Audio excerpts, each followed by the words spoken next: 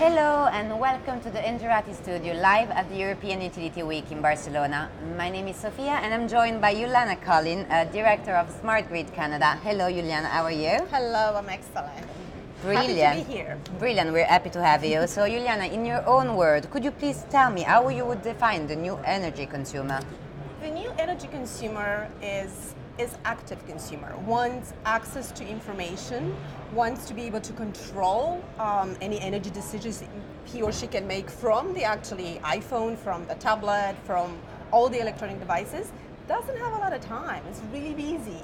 Wants to understand if something makes sense to him or her, if it's simple, in a simple, thoughtful way, but doesn't have time to think about it in terms of what does it really mean for his day or her daily life. So basically what is going to change for him and everything, that's the...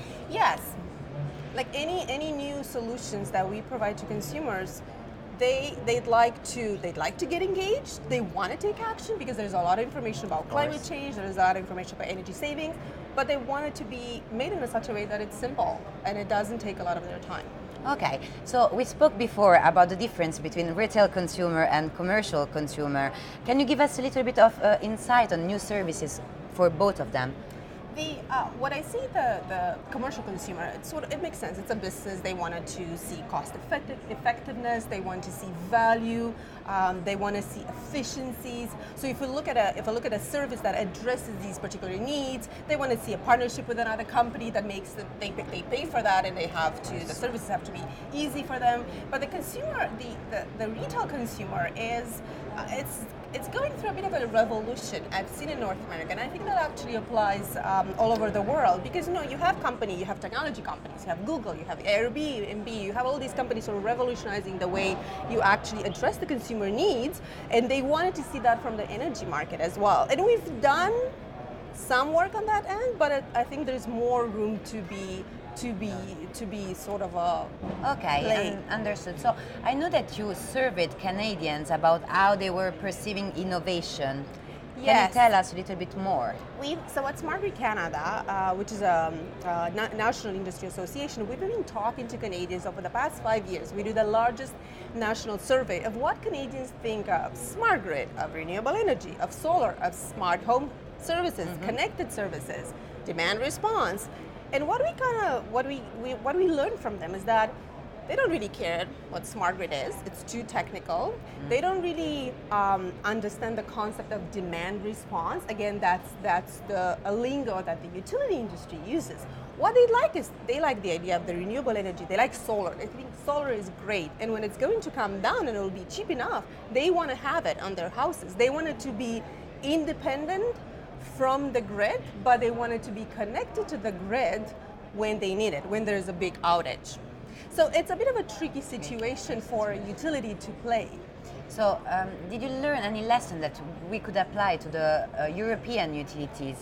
What we see actually in Canada, and I'm going to speak actually at the conference about it, is really energy partnerships are a new form to empower utilities to connect to consumers and also diversify their offerings. So for instance, energy partnerships with technology companies, a company such as Nest Labs or a variety of different companies could help engaging consumers because they have strong brands, they make it simple, the consumers love their product, but helps a utility diversify their solution. And utilities think of it, oh, you brought me this partnership, it's great, and it enhances the relationship the utility has with their consumers. So this is what we're looking at right now in Canada. Brilliant. And so you mentioned Nest Lab. I know you're working there as well. Can you tell us what you're doing there? I do some work with Nest Labs, which is sort of a relationship to what I do at Smart Grid Canada. I do energy partnerships with them. So I try to help them connect with energy companies in Canada who either have energy conservation targets, energy efficiency, or want to do demand response, want to manage the grid, but they wanted to engage consumers to participate in these particular programs. So for instance, Nest Labs would have it's a demand response program. They call it rush hour rewards. So what it means to consumers, that may be a bit of an American sort of a term, rush hour, but what it means is it says to consumers, hey, the way you are stuck in rush hour and you can't actually move forward with your car, the same thing happens for the electricity industry, for the electric grid, when let's say the air conditioning is cranked up and it's really hot. So we could reward you if you wanted to stop consuming a little bit of electricity in that day. And you don't have to do anything. We're just going to play with your thermostat. We need your permission, of course, but we need to make sure that your comfort is more important. So this is an example of consumers' choice and comfort is paramount, but the utilities can partner with Nest and access these particular thermostats and also manage their grid. And it's a bit of a win-win. Okay, so what would you say, why are those partnerships important at the end for? Well, for consumers they see, well, my utility wants to do something for me and they reimburse me, and I have this thermostat in my house anyhow, and if I think it's important or not, I decide to participate and I get some money. And you do it in such a way that it's very easy and it doesn't impact my comfort. For utility is a way of showing, well, before we used to do demand response, and what we did is that we just shut down your air conditioning for an hour completely. Now we're not doing that. You still have air conditioning on. It's just maybe half a Celsius lower, and it doesn't actually make you feel bad at all in terms of temperature. Make you save money as well. It makes you save money, so it's it's a great way. Why not? Perfect. So we are on the first day of the European Utility Week. The last question is, what are you most looking forward of this conference?